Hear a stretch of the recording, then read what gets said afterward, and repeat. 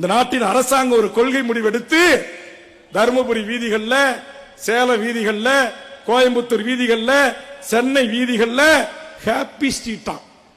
கேள்விப்பட்டீங்களா? இங்க உட்கார்ந்து இருக்கிற, இங்க பல்லு போனது, நரச்சமுடி, தாத்தா பாட்டி, இதுங்க பெத்த புள்ள எதுவும் போவாது.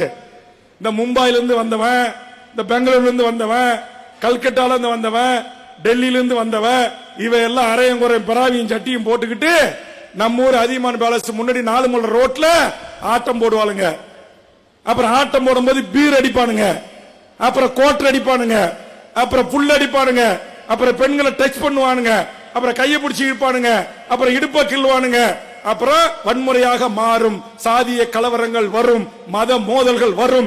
இது மிகப்பெரிய பண்பாட்டு சீரழிவு, கலாச்சார சீரழிவு, நாகரிக சீரழிவு. இது ஒரு காலத்திலும் அனுமதிக்க முடியாது. தமிழ்நாட்டின் முதலமைச்சர் அவர்களே, வேல் முருகனாகிய நாங்கள் உங்களோடு கூட்டணி இருந்து உங்கள் சின்னத்தில் இன்று நான் வெற்றி பெற்றிருந்தாலும் என் தமிழ்நாட்டு தாய்மார்களின் பிள்ளைகள், பெற்றெடுத்த பிள்ளைகளை இன்றைக்கு நாசமாக்குற, இன்றைக்கு போதை வாசுகளுக்கு அடிமையாக்கி ஒரு மாபெரும் பண்பாட்டு கலாச்சார சீரழிவை நடு வீதிகளில் அரைகுறை ஆடையோடு துள்ளாட்ட போட செய்கின்ற இந்த ஈச்சையை நான் அனுமதிக்க மாட்டேன், தடுத்து நிறுத்த வேண்டும் என்று தடுத்து நிறுத்தியவன் வேல்முருகன்.